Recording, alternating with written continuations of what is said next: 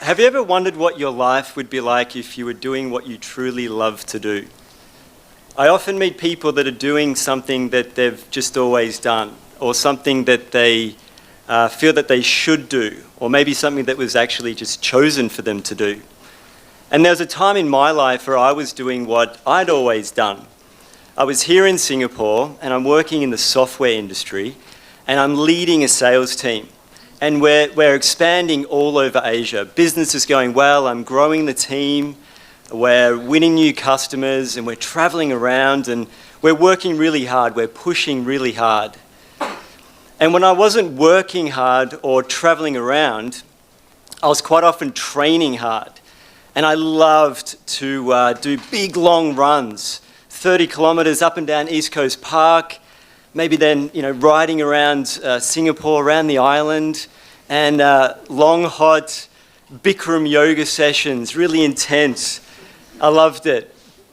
And if I wasn't working or traveling or training, I was probably drinking. And I had no shortage of friends, clients, and colleagues that would always be up for a drink.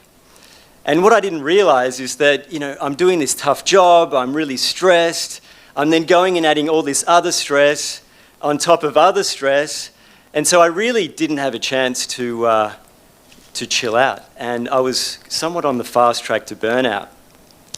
Meanwhile, in my personal life, it's a bit of a mess. I'm in the midst of divorce, and I'm starting to get a lot of pain in my body. But being who I was, I just kept going, I kept pushing on. I was on a mission. And this all culminated in July 2016. And I'm here in Singapore, and I'm in this beautiful meeting room, and there's a view of Marina Bay Sands.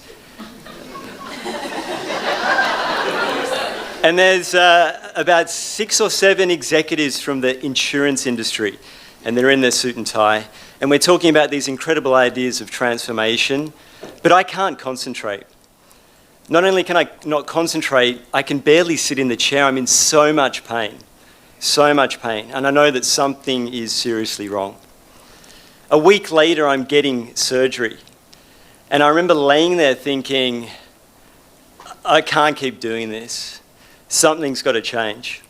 And in fact, I don't want to keep doing this. So I choose to leave my job. And for the next 6 weeks, I'm recovering from back surgery. And at one point, I remember laying there thinking, I don't have the fancy job or title. I don't have my relationship anymore. I don't have my health to do the things that I like to do. Like, without this, who am I? And I had no idea. Honestly, I had no idea. And it was terrifying. And there's only limited things I could do. One was swim. The other was meditate. And I'd been practicing yoga, and I was somewhat interested in meditation, and I was looking for a way to kind of heal myself during this time. And in meditation, I found this calm amidst the chaos, and I could go there whenever I wanted. And it was really something I needed at the time. And as I started to reconnect with the world and talk to some of the people that I used to work with, I realized that what happened to me is not an isolated incident. Actually, there's a lot of people that are really under pressure. And through more meditation and starting to get a bit of a sense of, maybe I can do something about this. So I did. I made a decision. I want to learn to teach this technique. And I learned to taught it, and I started teaching, one person, 2 people. And I remember one of the people that I taught, one of the people that used to work for me, told me that his staff noticed a difference in him already. And he was a better father and being more present as a partner. And I knew I was onto something. So I decided to keep going, keep moving forward. I didn't know exactly where I was going, but just keep moving forward. Fast forward to today in 2020.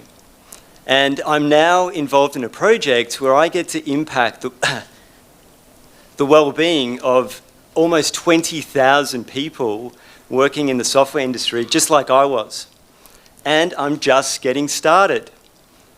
So I want to leave you with a quote that meant a lot to me back then and still does. And this quote is credited to Confucius. And he said, we all have two lives. And the second one begins the moment you realize you only have one. Thank you.